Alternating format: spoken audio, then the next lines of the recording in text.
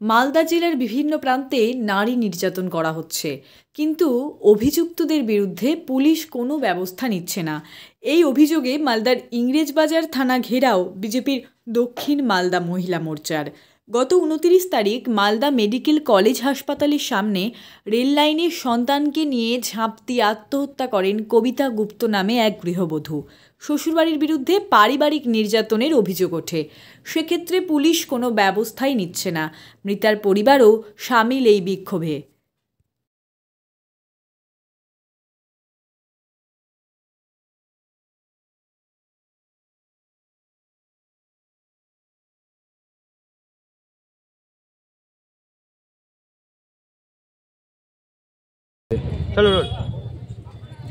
কেন থানা ঘেরাও করেছেন, কি কর্মসূচি নিয়েছেন? কর্মসূচি আপনারা তো দেখতে পাচ্ছেন সারা রাজ্য জুড়ে যে মহিলাদের উপর কিভাবে অত্যাচার হচ্ছে। অত্যাচারের যখন প্রতিকার চাইতে যাওয়া হচ্ছে পুলিশ প্রশাসনের কাছে, কিন্তু প্রতিকার আমরা পাচ্ছি না, কেউই পাচ্ছে না।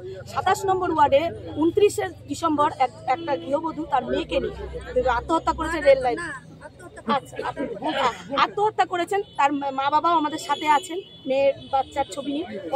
কতটা দুঃখ, কতটা শেষ দেওয়ালে পিঠ ঠেকলে তবেই মানুষ আত্মহত্যা করে, তারপর ছোট 3 বছরের বাচ্চাকে নিয়ে। তারপরে কি হয়েছে, তার হাজব্যান্ড, বাড়ির লোক তাকে যখন সৎ কাজ করার কথা, তার থাকার কথা, সে পালিয়ে বেড়াচ্ছে।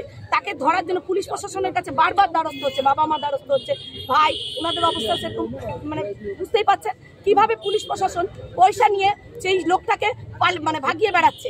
আমাদের সভাপতিও ফোন করেছিলেন, বারবার জানানো হচ্ছে, বলছে ধরা যাচ্ছে না। পুলিশ ধরতে পারবে না বললেই হলো যে ধরতে পারছে না? এর মধ্যে কত বড় রহস্য আপনারাও বুঝতে পারছেন। তার প্রতিবাদে আজকে উনার বাবা মাও এই দোষীর শাস্তি চায়, আমরাও চাই যে দোষীর শাস্তি হোক। তার প্রতিবাদেই আমাদের আজকে রাস্তায় নামা। কি চান? শাস্তি চান? আমরা শাস্তি চাই, ফাঁসি চাই। এরকম অত্যাচার ছেলে যেন আর না থাকে। একজন শিক্ষক প্রাইমারির এই করতে পারে আমরা ভাবতে পারি না। তার আমরা শাস্তি চাই, মৃত্যু চাই তার। হ্যাঁ, শিক্ষিত মানুষের যদি এই কাজ করে, তাকে মেয়ের বাড়ি আসতে দেয় না, বুঝলেন?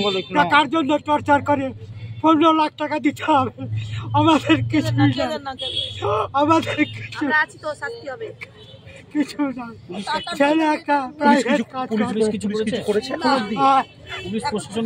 কিছু করেনি, এরা শুধু ডায়েরি দিয়েছে, কোনো রকম ছেলেকে ধরে না, কিছু না। ছেলের মুখে বয়ান নিল, তবুও প্রশাসন চুপচাপ, বুঝলেন, কিচ্ছু করে না। আপনার নাম? আমার নাম জিতেন্দ্রনাথ গুপ্ত।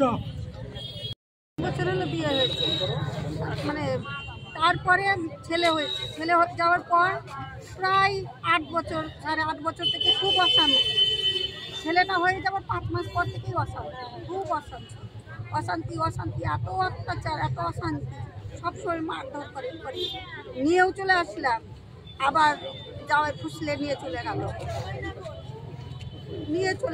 নিয়ে যাওয়ার পর আবার একদিন রাত 12টার সময় দোতলা ঘর থেকে ধাক্কা মেরে দিয়ে সিঁড়ি দিয়ে মেয়ে পড়িয়ে যায়। রাত 10:30টার সময় ফোন করে, বাবা মা তোমরা আসো, আমাকে নিয়ে যাও। আবার নিয়ে আসার পর আমি বলি, মা আর যেতে হবে না, ওই সংসার করতে হবে না, থাক। তখন আবার বলছি কি চলো ফোনে এতে থানায় গিয়ে ডায়েরি করি। শাস্তি চান জামাইয়ের? হ্যাঁ, আমি শাস্তি চাই, আর কিচ্ছু চাই না। যেদিন আমরা ফাঁসি চাই আমার অত্যাচার ছেলে। আমার নাম চন্দনা গুপ্ত। ওকে নিয়ে যে এই যে পুলিশের বিরুদ্ধে আপনারা অভিযোগ করছেন, এখানে যদি না হয় তাহলে কি করবেন, আগামী দিনে কি পদক্ষেপ নেবেন? আজকে সারা রাজ্য জুড়ে মহিলাদের উপর অত্যাচার এবং নির্যাতন বেড়েই চলেছে। দুর্ভাগ্যের বিষয়, আমাদের মহিলা মুখ্যমন্ত্রী, তিনি কিন্তু মহিলাদের উপর যখন অত্যাচার হয় তিনি কিন্তু মুখ বন্ধ করে থাকেন। কোনোদিন তার প্রতিকারের জন্য তিনি রাস্তায় নামেন না, এমনকি প্রশাসনকেও সচেতন করেন না যে যারা অপরাধী তাদেরকে ধরা হয়। তো আমরা একই জিনিস মালদাতেও দেখছি। মালদাতে এই প্রথম নয়, একের পর এক ঘটনা ঘটেছে। 27 নম্বর ওয়ার্ডে একটি মেয়ে বধূ নিহত হতে বাধ্য হয়েছে।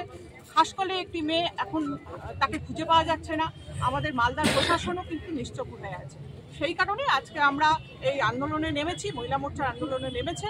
আগামী দিনে পুলিশ যদি সজাগ না হয়, দোষীদের যদি না ধরে, তাদের যদি সাজা তারা না পায়, তাহলে মহিলা মোর্চার আন্দোলন আরো বৃহত্তর আন্দোলনে যাবে।